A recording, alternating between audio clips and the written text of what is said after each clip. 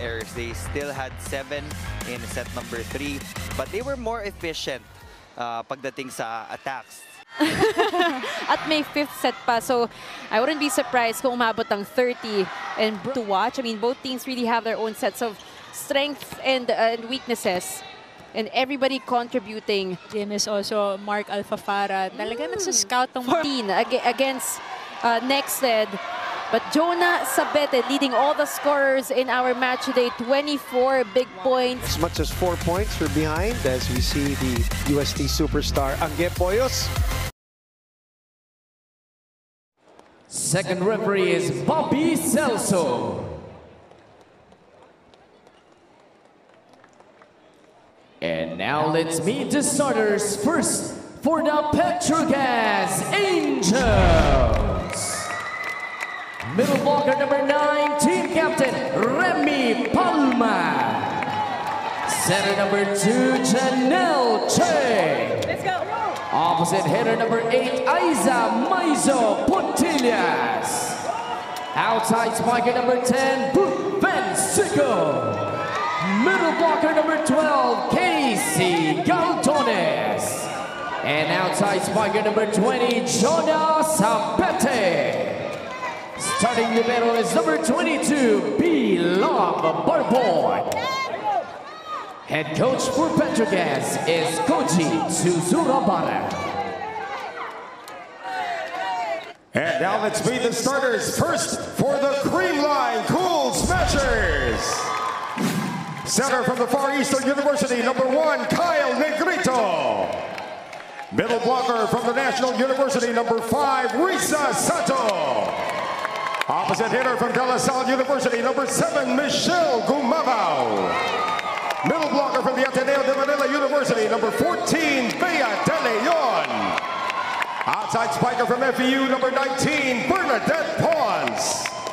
Outside spiker from Adamson University, number 23, Gemma Galanza.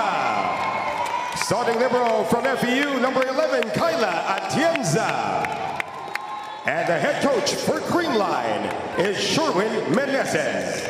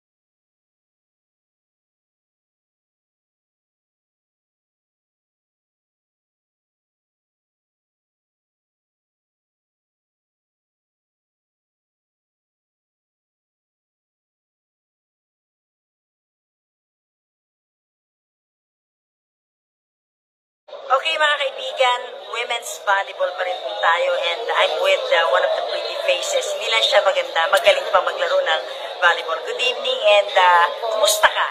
Okay naman po. Now, nagtitraining na po ang Kimenko Smashers and nagpe-prepare for this coming February po na season na Open Conference. How was 2023 for you, Gemma? Madaming challenges, hindi lang po sa personal, pero sa team din namin. Pero kahit madaming mga pagsubok pong dumating sa amin, na ilaban namin and laging yung happiness pa rin yung nananaig sa amin po. Sa isang atleta ba, when you face struggles, challenges, how do you handle that? Ano yung mindset mo when it comes to that? Ako, pag may problema or may mga struggles na na-feel po, inisip ko lang na matatapos din siya. Makakaraos din? Makakaraos din po sa mga problemang dumadating. And mas nag-focus na ako dun sa mga blessings lang po na dumadating sa akin. Oo naman, grateful tayo. Yes. Sino ba si Gemma in person? Yung hindi volleyball player, yung hindi masyadong kilala ng tao. Ano ba yung mga bagay na yun, Gemma? As a person, Ako, how do you describe yourself? ako po, mahilig pong kumanta, sumayaw, ganyan. Pag mga, sa totoo lang po, kahit walang ginagawa talaga, yun talaga yung normal kong ginagawa. And siguro more on sa house lang, rest talaga, mas focus to recover. Kasi, syempre, athlete po, puhunan po ang katawan. Oh, yes. So, ayun talaga ang focus. At malakas kumain. Yes. Ganon? Yes Halata. po. Hindi po halata, pero malakas pong kumain. And I love food. Ayan. How do you handle popularity? Sobrang sikat ng women's volleyball at isa ka sa talaga sinisigawan sa mga venues. How do you handle that? Okay ba maging sikat? Masaya ba? Masaya po kasi ang daming fans na natutuwa na makita ko naglalaro live and na-inspire sila sa'yo. Madami kang nabibigay sa kanila na motivation sa live. So, ang happy lang.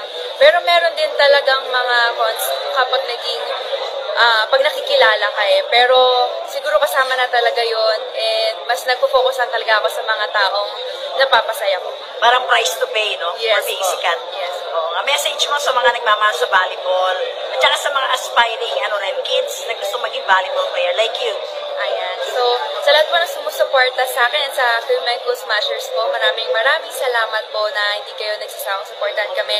And ito, sa sobrang pagsuporta nyo, na-recognize ko ang Creamline dito sa award na to. And syempre sa mga bata po na nagsisimula pa lang, ilaban nyo lang po yan. And huwag kayo susuko sa mga struggles na nafe-feel nyo or nararanasan nyo. And masayang mag-volleyball, kaya i-enjoy nyo lang po. Anong symbol ng PSA award na ito sa'yo as an athlete and as a member of the team? Sumisimbolo siya sa talento ng mga atleta. Yes. That's right.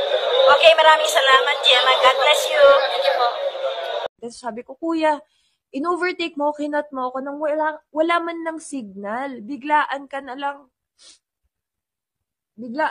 sumingit. Sabi niya, normal yun. Normal yan dito. Pero ako, wait lang, kuya. Muntikan na akong maaksidente sa ginawa mo. Normal yun? Paano naging normal yun? Kasi paulit-ulit ako. Parang ako sirang plaka. Grabe. Buti na lang talaga ako nakapagpreno ako kaagad. Pero yung thing rin kasi medyo umiwas rin ako kasi pag ganun siya eh.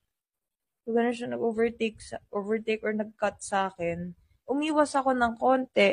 Buti na lang walang motorcycle or pedestrian or bike dun sa tabi ko or else siya naman yung nadali, diba? Sabi pa niya sa akin, hindi naman kita nabangga, diba?